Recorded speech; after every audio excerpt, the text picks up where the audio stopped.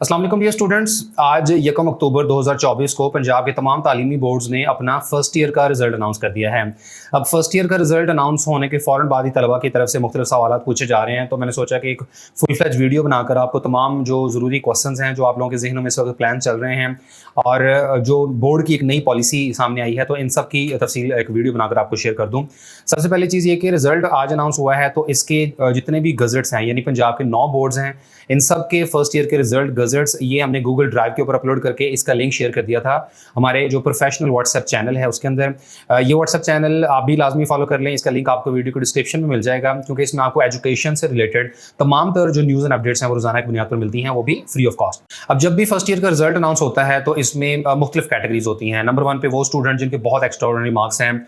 बहुत अच्छी बात है, आप लोग अपनी मेहनत सेकंड ईयर में भी जारी रखें और कोशिश करें कि इंटरमीडिएट में आपका एक ज़बरदस्त टोटल बन जाए, क्योंकि आगे अगर आपने मेडिकल कॉलेजेस में जाना है, यूनिवर्सिटीज़ में या जिधर भी एडमिशन सिक्योर करना है, तो आपके इंटरमीडिएट के अच्छे मार्क्स आपको बहुत सपोर्ट करेंगे। दूसरी कैटेगरी उन बच्चों की है जिनके मार्क्स थोड़े आए हैं, यानी वो सेटिस्फाइड नहीं है अपनी परफॉर्मेंस के साथ, वो रिजल्ट अच्छा एक्सपेक्ट कर रहे थे तो रिजल्ट उसके मुताबिक नहीं आया है।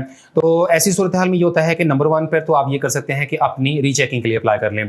बोर्ड की वेबसाइट के ऊपर जाना है, जो भी आपका मुतल्लिका बोर्ड है, लाहौर है, चाहे फैसलाबाद, मुल्तान, साहिवाल, गुजरांवाला, रावलपिंडी, इसके अलावा सरगोदा, डीजी खान, बहावलपुर, जोन सा भी आपका बोर्ड है उसके ऑफिशियल वेबसाइट के ऊपर जाएं, जहां आप रिजल्ट वगैरह चेक करते हैं। तो वहीं पर जब आपका रिजल्ट शो होता है तो साथ में रीचेकिंग यानी रीकाउंटिंग के लिए अप्लाई करने की ऑप्शन मौजूद होती है। रीकाउंटिंग में होता यह है कि आपने तकरीबन कोई मेरा ख्याल है 1200-1300 रुपये फीस होगी एक पेपर की रीकाउंटिंग के लिए। आप अप्लाई करते हैं तो आपका पूरे का पूरा पेपर दोबारा से देखा जाता है। अब ये चेक नहीं होता, ठीक है, सिर्फ रीकाउंटिंग होती है। अगर कोई क्वेश्चन आपका अनचेक्ड मौजूद हो तो वो चेक करके आपको नंबर दे जाते हैं, और बाकी टोटल किया जाता है दोबारा से, यानी आपके जितने भी सवाल ठीक हैं और उसमें एग्जामिनर ने आपको जितने भी नंबर दिए हैं तो उसकी रीटोटलिंग की जाती है। आमतौर पर वर्ड रीचेकिंग मशहूर है, लेकिन असल में जो इसकी टेक्निकलिटी है और असल में जो काम होता है वो होता है कि रीकाउंटिंग की जाती है आपके सारे मार्क्स की। तो इसमें आपके मार्क्स कम ज़्यादा होने के चांसेस भी नो डाउट होते हैं, और अगर आपके मार्क्स चाहे कम हो जाएं या ज़्यादा हो जाएं, दोनों केसेस में उस पेपर की रीकाउंटिंग की फीस आपको वापस कर दी जाती है। तो रीकाउंटिंग के लिए अप्लाई कर दें ऐसे तमाम सब्जेक्ट्स के लिए जिसमें आपको लग रहा था कि आपके मार्क्स ज़्यादा आने चाहिए थे, लेकिन आपकी सोच से और एक्सपेक्टेशन से मार्क्स कम आए हैं। अच्छा, दूसरा फिर इसमें बच्चे ये सोचते हैं कि भी फर्स्ट ईयर में तो हमने मेहनत नहीं की, फर्स्ट ईयर में उतनी एफर्ट पुट नहीं कर सके और रिजल्ट उस हिसाब से शानदार नहीं आया है। तो रिजल्ट जब आता है तब ये 1-2 दिन आपको मोटिवेशन रहेगी, एकदम से आपको लगेगा कि यार फर्स्ट ईयर का पूरा साल ज़ाया किया है, तो अब मैं फ़ौरन से इंप्रूवमेंट कर लूँ, फ़ौरन से अपने फर्स्ट ईयर का रिजल्ट को एकदम से ऊपर लेके चला जाऊँ या दोबारा से फर्स्ट ईयर कर लूँ। तो देखें इसमें पॉलिसीज़ क्या होती हैं, क्या सूटेबल ऑप्शंस हैं और आपको क्या करना चाहिए, इसका मैं थोड़ा सा आपको डिटेल में समझा देता हूँ। पहली जो चीज़ इसमें होती है, बच्चे क्या करते हैं कि अपना फर्स्ट ईयर का रिजल्ट फ़ौरन से कैंसिल करवाते हैं और वो ये करते हैं कि दोबारा से अपनी फर्स्ट ईयर स्टार्ट कर देते हैं, ठीक है। यानी फर्स्ट ईयर का आपका रिजल्ट आ गया, आप सेटिस्फाइड नहीं हैं, आप कहते हैं कि नहीं जी मैं दोबारा से वापस फर्स्ट ईयर में जाऊंगा और अच्छे तरीके से मेहनत करके दोबारा फर्स्ट ईयर करता हूँ। इसमें देखें आपका 1 साल ज़ाया हो रहा है, ठीक है, और ये मेरे नज़दीक कोई बहुत बेटर ऑप्शन नहीं है। उसकी वजह ये होती है कि अगर आपने 1 साल एक्स्ट्रा लगाना ही है तो क्यों ना सेकेंड ईयर कर ली जाए और उसके बाद आप 1 साल इंप्रूवमेंट पर लगा लें। एट दैट टाइम आपके पास सेकेंड ईयर का एक्सपीरियंस भी होगा, आपके पास कंप्लीट इंटरमीडिएट का रिजल्ट मौजूद होगा, और आप चाहे तो फर्स्ट ईयर के सब्जेक्ट्स इंप्रूव कर लें, सेकेंड ईयर के कर लें और दोनों के कर लें, चाहे तो कंप्लीट फर्स्ट ईयर और सेकंड ईयर इंप्रूव कर लें। उसमें आपके पास इंप्रूवमेंट की बेशुमार ऑप्शंस मौजूद होती हैं। जब आपके पास इंटरमीडिएट का मुकम्मल रिजल्ट है ना, तो आप अपने वो सब्जेक्ट्स पिन पॉइंट कर लें कि फर्स्ट ईयर के यही सब्जेक्ट्स हैं जिनमें मार्क्स अच्छे नहीं हैं, सेकंड ईयर के यही सब्जेक्ट्स हैं, तो आप वो वाले सब्जेक्ट्स इंप्रूव कर लें।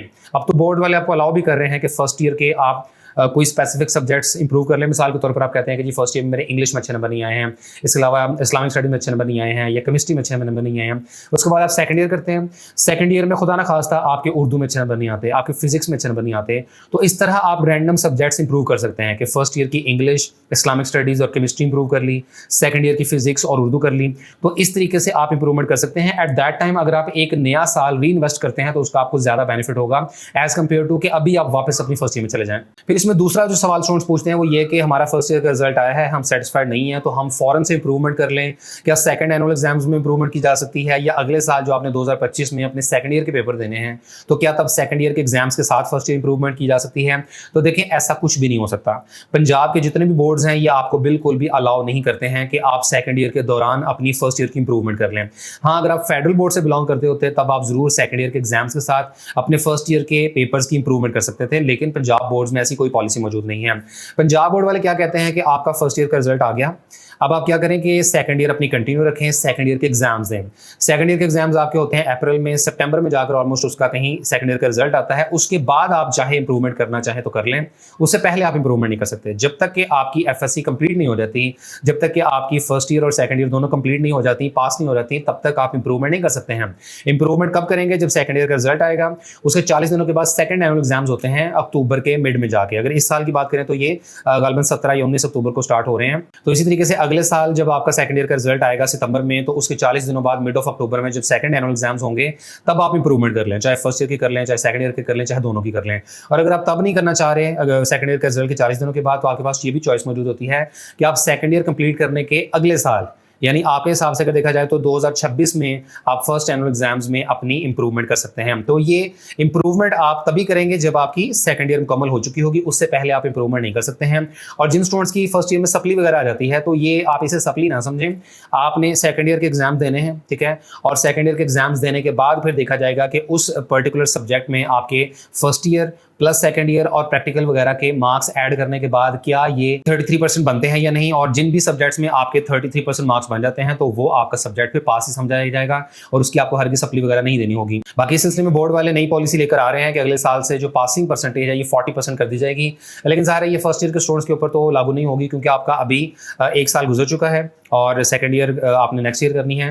तो जो 40% पासिंग मार्क्स वाली पॉलिसी है, ये नए स्टूडेंट्स के ऊपर लागू होगी जो 9th और फर्स्ट ईयर के एग्जाम्स देंगे अगले साल। तो इसके अलावा ये भी चीज़ क्लियर कर दें कि जब तक कि आप अपने तमाम सब्जेक्ट्स पास नहीं कर लेते, तब तक आप इंप्रूवमेंट नहीं कर सकते। अक्सर स्टूडेंट्स की एग्जाम्स में सप्ली आई होती है और वो कह रहे होते हैं कि जी मैंने साथ में इंप्रूवमेंट भी करनी है, तो ऐसा नहीं होता है।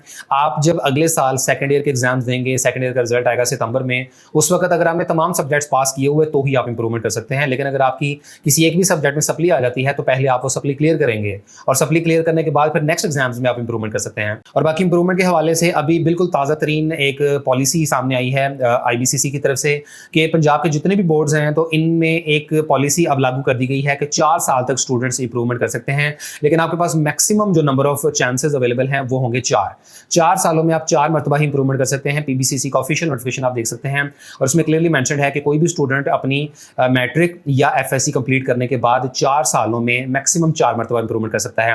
और दोनों में से जो चीज़ पहले खत्म हो गई, तो वो फिर आपके फर्दर चांसेस नहीं होंगे। मिसाल के तौर पर कुछ स्टूडेंट क्या करता है कि एक साल में जो दोनों एग्जाम्स हो रहे हैं, फर्स्ट एनुअल एग्जाम्स और सेकंड एनुअल एग्जाम, दोनों में ही वो इंप्रूवमेंट कर लेता है।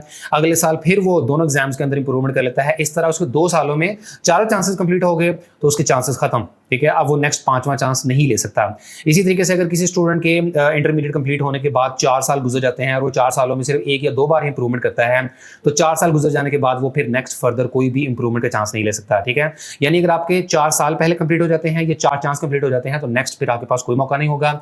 ये अब लेटेस्ट पॉलिसी सामने आ चुकी है PBCC की तरफ से, जिसका इतलाक पंजाब के तमाम बोर्ड्स के ऊपर होगा कि 4 सालों में 4 मरतबा इंप्रूवमेंट हो सकती है। अब इसको इस तरीके से भी अंडरस्टैंड किया जा सकता है कि जिन स्टूडेंट्स ने 2020 में सेकंड एनुअल एग्जाम्स में अपनी इंटरमीडिएट कंप्लीट की थी, तो वो इस साल 2024 के सेकंड एनुअल एग्जाम्स तक इंप्रूवमेंट कर सकते हैं। और नेक्स्ट जो 2025 के पहले एनुअल एग्जाम्स होने हैं, तो उसमें वो स्टूडेंट्स इंप्रूवमेंट के लिए अप्लाई कर सकते हैं जिन्होंने 2021 में अपनी इंटरमीडिएट कंप्लीट की थी। बाकी इसमें एक शर्त ये भी होती है कि आपकी कोई नेक्स्ट इमीडिएट डिग्री कंप्लीट ना हो, यानी मैट्रिक का बच्चा वो तब तक इंप्रूवमेंट कर सकता है जब तक कि उसकी अगली यानी इंटरमीडिएट कंप्लीट नहीं हो जाती। यानी 4 साल की पॉलिसी भी अपनी जगह पर मौजूद है, लेकिन उससे पहले ही अगर आप अपनी इंटरमीडिएट कर लेते हैं, तो आप मैट्रिक इंप्रूव नहीं कर सकते हैं। इसी तरीके से कोई स्टूडेंट अगर FSC कंप्लीट करने के बाद आगे वो 2 साल एसोसिएट डिग्री प्रोग्राम में दाखिला ले लेता है, तो जैसे ही उसकी ADP का प्रोग्राम मुकम्मल होता है, तो उसके बाद वो फर्दर इंप्रूवमेंट नहीं कर सकता, ठीक है। इंप्रूवमेंट का ये रूल होता है कि आपकी नेक्स्ट डिग्री कंप्लीट नहीं हुई होनी चाहिए, उसके दौरान आप जरूर कर सकते हैं। जो स्टूडेंट्स यूनिवर्सिटीज़ में एनरोल हैं, तो वो बिल्कुल अपनी यूनिवर्सिटीज़ की एजुकेशन के साथ साथ इंप्रूवमेंट कर सकते हैं, लेकिन एक मरतबा आपकी डिग्री मुकम्मल हो गई, तो उसके बाद आप फर्दर इंप्रूवमेंट नहीं कर सकते। तो उम्मीद करते हैं कि फर्स्ट ईयर का रिजल्ट आने के बाद अब आप लोगों के जहनों में इंप्रूवमेंट को लेकर और फर्स्ट ईयर रिपीट करने को लेकर जितने भी सवाल थे वो क्लियर हो गए होंगे। बाकी इसमें मैं एक चीज़ कहना चाहूँगा कि फर्स्ट ईयर का जब आपका रिजल्ट आ जाता है, तो ये एक किस्म का एक इंडिकेटर होता है। आपको पता लग जाता है कि आपकी आपकी कितनी रफ्तार है, आपकी क्या परफॉर्मेंस है, आपकी क्या परसेंटेज आने वाली है। तो सेकंड ईयर में अब आप अपनी स्पीड को बढ़ा लें, मोटिवेशन के साथ काम करें और फर्स्ट ईयर के रिजल्ट को अपने सामने रखते हुए कोशिश करें, अपनी तरफ से मैक्सिमम आपने एफर्ट करनी है कि सेकंड ईयर में ज़्यादा से ज़्यादा नंबर आ सकें, ताकि आपका एक ओवरऑल लमसम अच्छा टोटल बन सके। फर्स्ट ईयर में अगर आपके नंबर कम भी आ गए हैं तो इससे आप हरगिज़ डिस्करेज मत होइएगा, आपने डीमोटिवेट नहीं होना, बल्कि इसको एज अ मोटिवेशन लें, एज अ एनर्जी टूल लें और सेकंड ईयर में ज़्यादा एफर्ट करें, ज़्यादा मेहनत करें। कोशिश करें कि फर्स्ट ईयर की भी आपने डेफिशिएंसी जो है वो कवर अप करनी है, जो कसर रह गई थी फर्स्ट ईयर में आप उसको मुकम्मल करें सेकंड ईयर के दौरान। और मैंने ऐसे भी स्टूडेंट देखे हैं जो सेकंड ईयर में इतनी ज़्यादा मेहनत करते हैं, सेकंड ईयर में उनके इतने शानदार नंबर आते हैं कि वो फर्स्ट ईयर के अगर उनके मार्क्स कम भी आए तो फिर भी एक अच्छा हैंडसम टोटल बन जाता है। फिर आपके अभी प्रैक्टिकल्स भी रहते हैं, तो इस तरह अभी भी आप अपनी एफएससी का बहुत शानदार रिजल्ट बना सकते हैं। अगर आने वाले ये जो आपके तकरीबन 7 एक माह रहते हैं, 3 माह इस साल के और अगले साल के 4 माह, 7 माह बाद आपके सेकंड ईयर के एग्जाम्स शुरू हो जाने हैं, तो अभी भी आप इसमें बहुत मैक्सिमम एफर्ट करके ठीक ठाक शानदार रिजल्ट तैयार कर सकते हैं।